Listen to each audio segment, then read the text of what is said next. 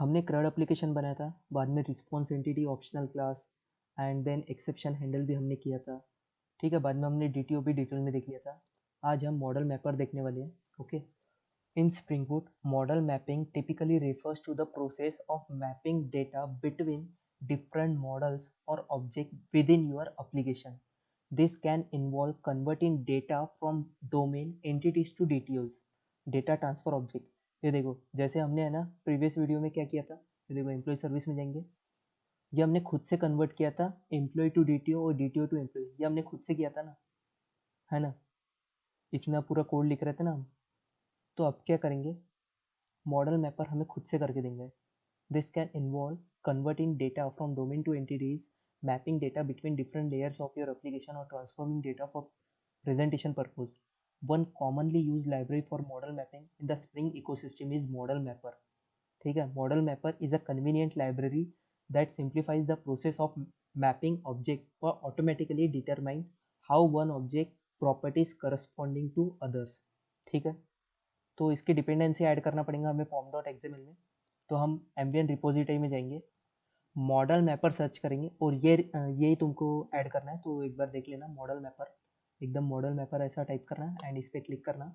जो latest version रहेगा 3.2.0 इसको क्लिक करेंगे और मेवन प्रोजेक्ट यूज़ कर रहा हूँ तो मैं ये कॉपीड हो गया है। तो अपने प्रोजेक्ट में जाऊँगा एंड form.xml में इधर क्लिक करूँगा form.xml में और यहाँ पे मैं डिपेंडेंसी ऐड कर दूँगा। तो यहाँ पे डिपेंडेंसी के अंदर मैं एक डिपेंडेंसी ऐड कर दूंगा एंड कंट्रोल S करके हमारी जो CRUD डेमो 3 है, ये हमारा एप्लीकेशन है, इसको राइट क्लिक करके मैवन पे अपडेट प्रोजेक्ट कर दूंगा। ठीक है, तो सो दैट वो और एक बार अपडेट हो जाएंगे। ठीक है, तो एक बार इसको अपडेट होने दो, फिर हम क्या करेंगे, तो हमारा जो भी हमारा प्रोजेक्ट अपडेट हो गया है, तो हम सबसे पहले तो जो एम्प्लॉई DTO क्लास है ना, उसके अंदर की हम आईडी को रिमूव करेंगे, हमें आईडी नहीं चाहिए। ठीक है, तो इसको हम कमेंट कर देंगे एंड ये आईडी को भी, ये गेट आईडी एंड ये इसको भी हम कमेंट कर देंगे, हमें आईडी नहीं चाहिए। ठीक है, तो ये इसको डिलीट मार के फिर से कंट्रोल एस करके सोर्स पे जाके जनरेट कंस्ट्रक्टर यूजिंग फील्ड, तो जनरेट कर देंगे। तो फिर से हो गया हमारा ये। तो अब हम क्या देंगे, एम्प्लॉय सर्विस में जाएंगे, इसको कमेंट कर देंगे, इसको कमेंट कर देंगे, जो भी एरर आ रहा है। ठीक है, एरर सॉल्व। अब क्या करेंगे, हमें मॉडल मैपर को यूज़ करना है यहाँ पे। ठीक है, हमें मॉडल मैपर क्लास को यूज़ करना है यहाँ पे। तो हम खुद से उसका ऑब्जेक्ट नहीं बनाएंगे।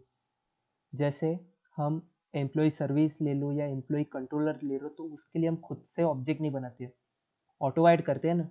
ये देखो @सर्विस बना दिया, यानी इसको तुम जैसे होवर करोगे ना, या इसको तुम, हाँ ये देखो क्लिक करोगे ना, तो इसके अंदर कंपोनेंट एनोटेशन ऑलरेडी है, यानी इसका ऑब्जेक्ट स्प्रिंग खुद अपने को बना के देता है।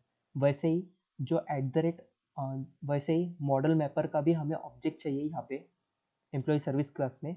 तो उसके लिए हम क्या करेंगे, ये देखो, उसके लिए एक कॉन्फ़िगरेशन फाइल के अंदर हम उसे कर देंगे ऐड। बट अभी का ये लेट्स से मैं हमारी CRUD डेमो एप्लीकेशन है ना, इसके अंदर ही एक मेथड बनाता हूँ पब्लिक। ठीक है, मॉडल मैपर एक मेथड बनाता हूँ मैं, जिसका रिटर्न टाइप मॉडल मैपर है और एम कैपिटल, और वो मेथड का नाम मॉडल मैपर रखता हूँ। ओके, जो कि हमें रिटर्न करेगा new object, new model mapper का ऑब्जेक्ट। ओके, तो ये मॉडल मैपर को मैं होवर करता हूँ एंड इंपोर्ट कर देता हूँ इसको। अभी मैं इधर @bin लगा दूंगा, ये ऑलरेडी bin क्या होता है स्प्रिंग केस में बता चुका हूँ। @bin को मैं होवर करूँगा और इसको भी इंपोर्ट कर दूंगा। तो अब होगा क्या, मॉडल मैपर का मुझे ऑब्जेक्ट स्प्रिंग खुद बना के देगा। समझ गए, मॉडल मैपर का ऑब्जेक्ट मुझे स्प्रिंग खुद बना के देगा। जैसे एम्प्लॉय सर्विस में मैं जाता हूँ और यहाँ पे मैं टाइप करता हूँ प्राइवेट मॉडल मैपर। तो ये क्या किया है मैंने, एम्प्लॉय सर्विस के अंदर एक वेरिएबल है एम्प्लॉय रिपोजिटरी, वैसे ही एक मॉडल मैपर भी एक वेरिएबल है। मतलब एक वेरिएबल बोल सकते हैं ना इसके अंदर। दो चीज़ें होती है क्लास के अंदर, वेरिएबल्स एंड मेथड्स, तो इसके अंदर वेरिएबल्स है। ओके, या फील्ड्स बोल सकते हो।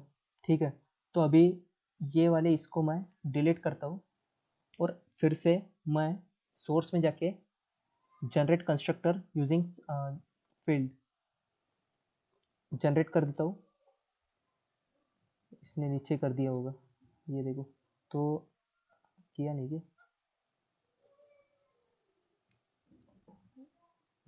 करना तो चाहिए। ठीक है, तो फिर से मैं सोर्स पे क्लिक करता हूँ, generate constructor using field and generate.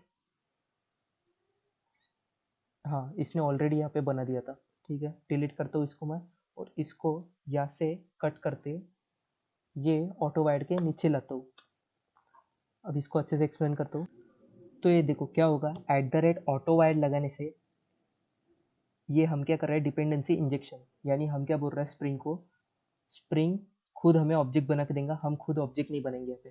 ठीक है, @bin बनाने से वही मतलब है कि जैसे हम रन करेंगे ना, तो जितने भी @bin लगाए हुआ कंपोनेंट है जिसको भी स्प्रिंग कंटेनर के अंदर, उस सब के ऑब्जेक्ट स्टोर हो जाएंगे, और जब हमें ज़रूरत रहेंगी स्प्रिंग हमें दे देगा।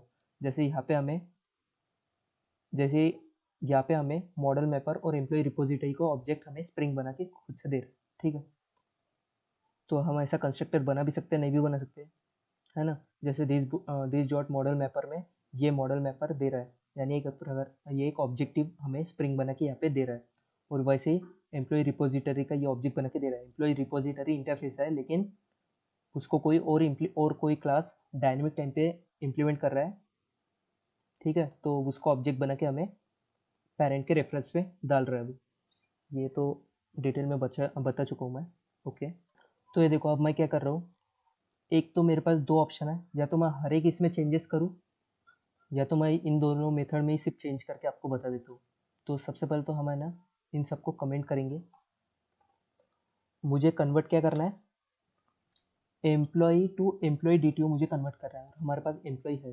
तो मैं यहाँ से रिटर्न क्या करूँगा, model mapper dot map. Map क्या करना है मुझे, एम्प्लॉय को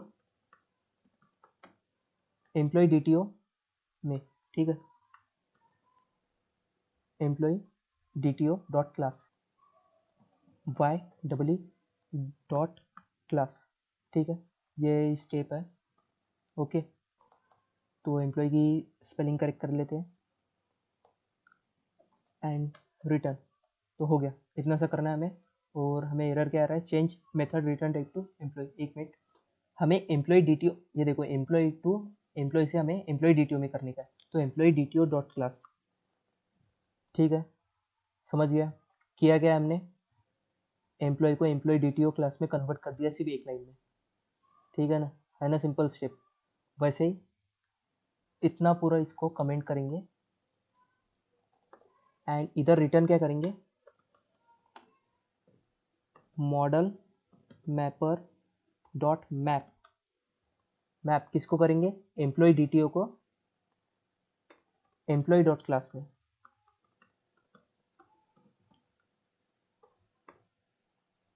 समझ में आ गया, हो गया। ये देखो, एक तो हमने दो मेथड बना दिए और इसके अंदर चेंजेस कर दिया, या फिर हर एक टाइम पे जहाँ पे हम DTO टू एम्प्लॉय यूज़ कर रहे हैं ना, ये मॉडल मैपर यूज़ करो। ठीक है, जैसे मॉडल मैपर हमें यहाँ यूज़ करना पड़ेगा, देन फिर से यहाँ यूज़ करो, फिर से यहाँ यूज़ करो, फिर से यहाँ, यानी हमें 6-7 बार यूज़ करने से अच्छा हमने डायरेक्ट ये दो मेथड बना दिए और उसके अंदर हमने ये एक लाइन लिख दी। अब हम सेव कर देते हैं, और हमारा एप्लीकेशन ऑलरेडी रन ही है, तो देखते हैं कुछ एरर आ रहा है क्या।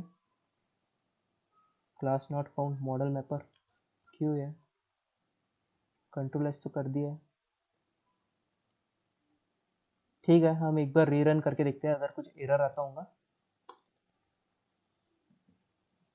तो हम फिर से चेक कर लेंगे। एक बार ये जो क्लास को हमने लिखा है ना @bin, इसको भी सेव कर देना, अगर ऐसा कुछ हुआ होगा तो हो सकता है क्यों एरर आया। तो Java application and then check. तो देखते हैं अगर एरर आया तो देख लेंगे।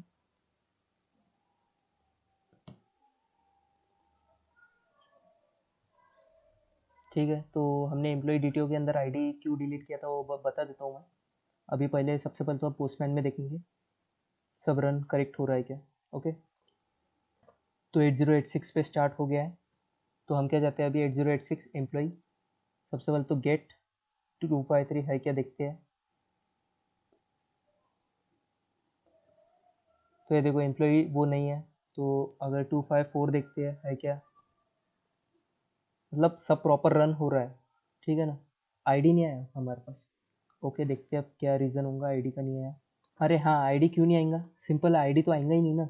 ये देखो हम है ना रिटर्न क्या कर रहे हैं, हम रिटर्न है ना एम्प्लॉय डीटीओ कर रहे हैं। यहाँ से रिटर्न तो एम्प्लॉय डीटीओ कर रहे हैं ना, और एम्प्लॉय डीटीओ के अंदर आईडी तो है ही नहीं ना। ये देखो आईडी को हमने प्राइवेट बना दिया, तो आईडी को हमें प्राइवेट नहीं बनाना चाहिए। ठीक है, तो ये अब ऐसा कंट्रोल एस कर देंगे एंड ये हमारा ऑटो रन हो जाएगा। तो एम्प्लॉय को हमें ये देखो यहाँ पे है ना, हमें क्योंकि रिटर्न तो एम्प्लॉय डीटीओ कर रहे हैं ना, और एम्प्लॉय डीटीओ के अंदर जितने फील्ड रहेंगे वही हमें देंगे। ठीक है ना, तो 254 फिर से सेंड करते हैं गेट, तो हमें आईडी आ जाएगा। अगर हम यहाँ से अब आईडी सेंड कर रहे हैं, आईडी हमें पोस्ट करना है। ठीक है ना, पोस्ट करेंगे हम, लेट से आईडी 503 अगर कर रहे हैं तो 503 आईडी आती है क्या, हमें ये चेक करना है। तो पोस्ट कर रहे हैं तो पोस्ट के लिए ये वाला ऐसा, एंड देखते हैं कि आईडी 503 नहीं है ये। ठीक है ना, तो ये देखो ये ऐसा नहीं होता है। ठीक है ना, तो अभी है ना मैं आपको एक बार बता देता हूँ कि ये हो क्या रहा है। तो हम एम्प्लॉय सर्विस में जाएंगे,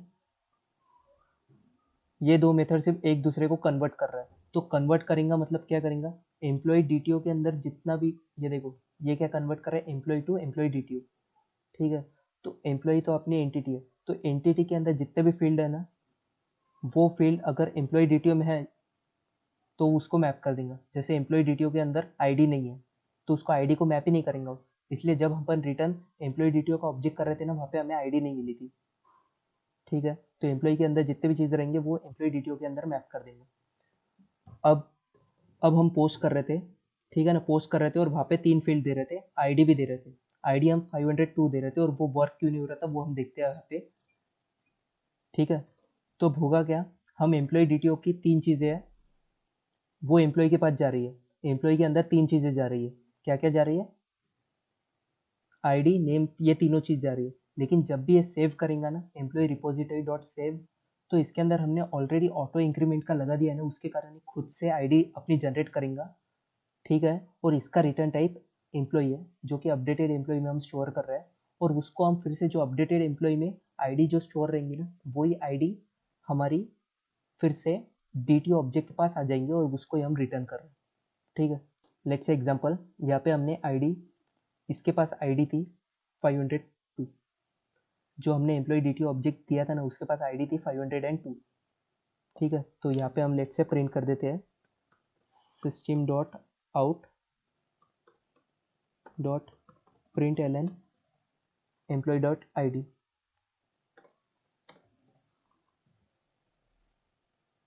एम्प्लॉय डीटीओ डॉट आईडी भी प्रिंट करेंगे और एम्प्लॉय डॉट, दोनों का सेम आएगा। एम्प्लॉय डॉट आईडी, आईडी को हम डायरेक्टली एक्सेस नहीं कर सकते क्योंकि वो क्या है, प्राइवेट है। तो गेट आईडी करना पड़ेगा हमें, डॉट ही करते हैं वो आ जाता है गेट। ठीक है, अब क्या करेंगे हम सेम वैसे ही, तो इसको कॉपी करेंगे एंड पेस्ट, तो एम्प्लॉय की जगह क्या लिखेंगे, एम्प्लॉय डीटीओ।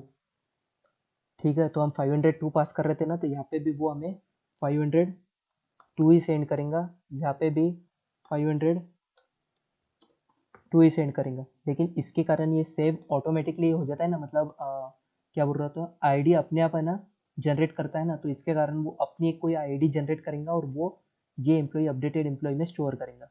ठीक है, यानी अगर इसके बाद हम फिर से कॉपी करता हूँ एंड यहाँ पे पेस्ट करता हूँ, तो अभी मैं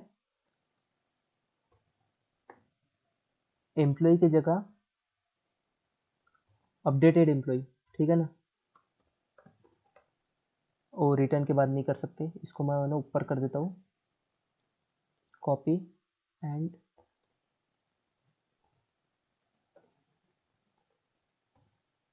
ठीक है, तो मैं यहाँ पे इसको कर देता हूँ।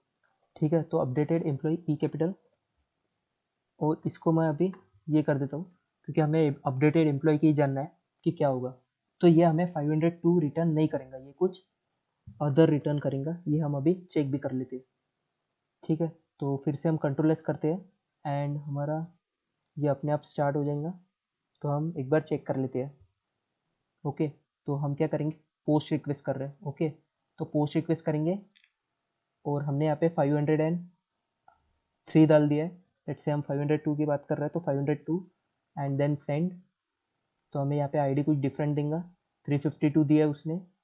और अभी हम कंसोल पे जब जाएंगे तो ये देखो, इसने मुझे 502 जो कि मैंने बोला था 502 देगा, 502 देगा, और इसके बाद इसने 352 दिया है। तो आई थिंक इट्स क्लियर है ना कि सेव करने के बाद आईडी इसने बदल दी। ठीक है ना, आईडी अपनी ऑटो जनरेट करता है और वो इसने अपडेटेड एम्प्लॉय, इसका रिटर्न टाइप तो एम्प्लॉय है, उधर स्टोर कर दिया। और फिर से हम ये एम्प्लॉय टू डीटीओ कर रहे हैं। तो वो डीटीओ में जो आईडी रहेंगे 352, वही हमें फ्रंट एंड पे दिखेंगी या पोस्टमैन पे दिखेंगी। ओके, तो मॉडल मैपर का कंसेप्ट इतना सही है कि मैप करने के लिए ही काम में आता है ये। तो तुम इसको और एक्सप्लोर कर सकते हो।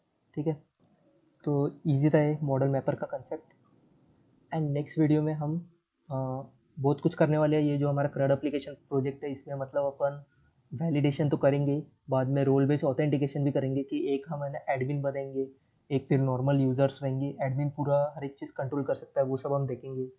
And then spring security add करेंगे इसमें। And after that spring security with JWT token, admin का JWT टोकन रहेगा, यूज़र का JWT टोकन रहेगा, वो सब चीज़ें हैंडल करेंगे। एंड ये मतलब फुल फ्लेज प्रोजेक्ट बनेंगे इसके अंदर, सो दैट ये प्रोजेक्ट करने के बाद तुम कोई भी प्रोजेक्ट बना सकते। एंड वन मोर थिंग, ये प्रोजेक्ट में नहीं होगा वो पॉसिबल, बट एक दूसरे प्रोजेक्ट में हम वो रिलेशनशिप देखने वाले हैं कि 1 to 1, 1 to many, many to many। ये बहुत इंपॉर्टेंट है relationship, so that different tables को हम कैसे इंटरलिंक कर पाए। ठीक है।